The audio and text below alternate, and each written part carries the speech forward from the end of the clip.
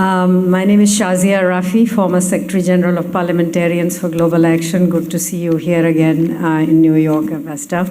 I just wanted to ask a little bit from the experience that you had when you were on the Security Council many years ago, when the E10, were playing quite an important role in being able to deal with what is the main job of the United Nations, which is to maintain peace and security. And right now we are in a globe where two major wars are continuing to escalate, one which may even go beyond a regional war into something that is very dangerous. And the Security Council itself seems completely unable to get over the power and abuse of the veto, in a sense, being used, with its majority membership trying desperately but not able to move the council in the direction of enforcing some peace and security on both of these two regions.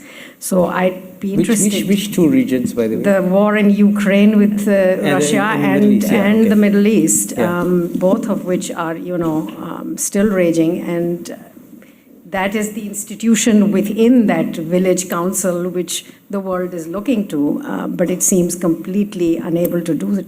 So I'd be interested in seeing, given your experience when you played a much more important role, where the E10 played a bigger role in the past, they seem to be unable to do so. Thank you. Sadly, I thought that things were quite bad when we were in the Security Council in the year 2001, 2002, because we were in the Security Council in the build-up to the Iraq War. And the United States was trying to get the Security Council to endorse its decision to invade Iraq, and the Security Council then refused to do so. And by the way, the United States was opposed by its friends like France and Germany and on its invasion of Iraq, but it created divisions. But still, nonetheless, despite the divisions, they were still talking to each other. The ambassadors were incredibly civil and polite, and so you had Sergei Lavrov as the Russian ambassador, Jean-David Lavitte as the French ambassador, John Negroponte as the American ambassador, Jeremy Greenstock as the British ambassador, Wang Yingfan as the Chinese ambassador, but we could all talk to each other and have a conversation going and so on and so forth. And that's what diplomacy is, by the way. Today, I understand they can't talk to each other. It's that bad. You can't even have a civil conversation of any real kind. And that's why you have to now, I think the Ukraine war and the Gaza war, unfortunately, are going to carry on for a while until you get some kind of real exhaustion of the different parties.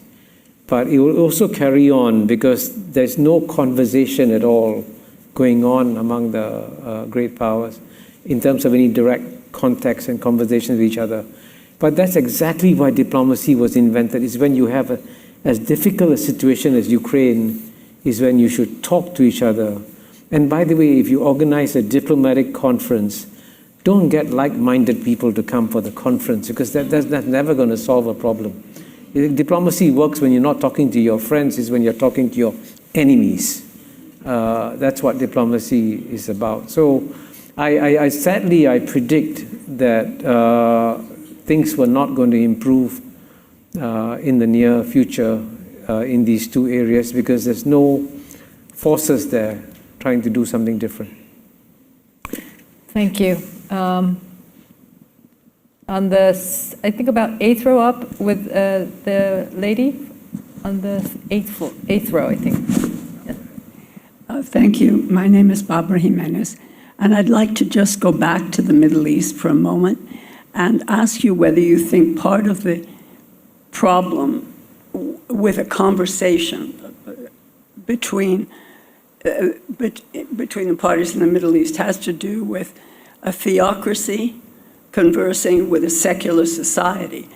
And both the aims of the secular society and the theocracy are at total opposite extremes. How does that conversation work? Yeah, that's a very good question. Can a theocracy and a secular state have a conversation?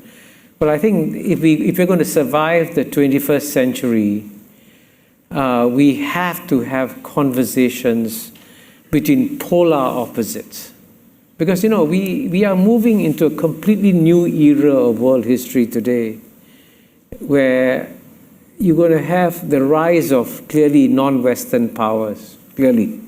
I mean, India is a non-Western power, for example, And we have to learn to deal with different cultures, different civilizations.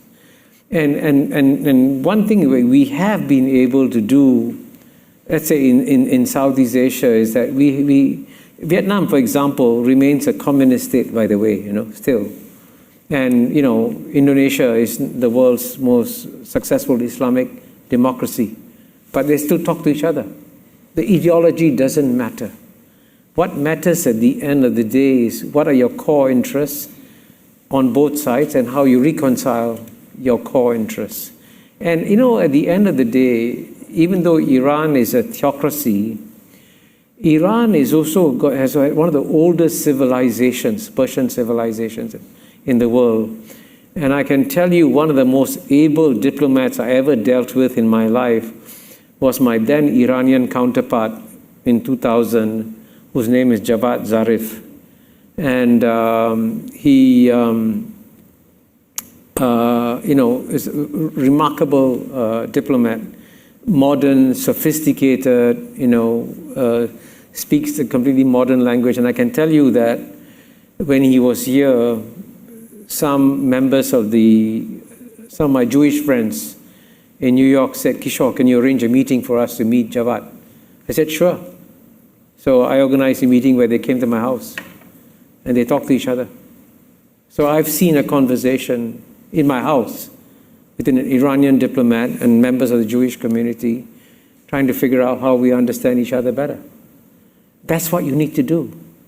Regardless of how different you are, you got to talk to each other. Regardless of how different you are. And paradoxically, even though Western culture prides itself on its openness, right? That's what liberalism is about. I'm open, I'm liberal. Actually, the Western mind finds it very difficult to deal with an other, which is very, very different. And strangely enough, we in Asia, we are surrounded by otherness. We are all different.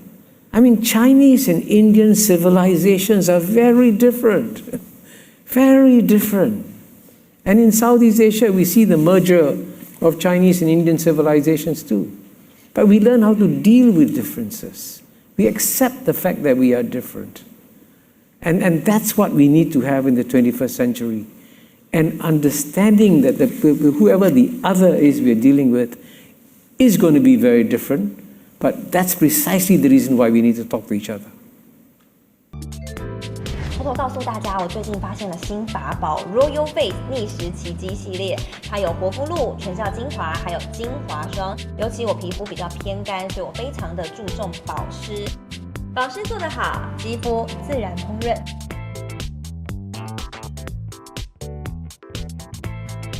提亮肤色更年轻，抚平皱纹超有感，而且气色变好。用心保养，每天都更美一点。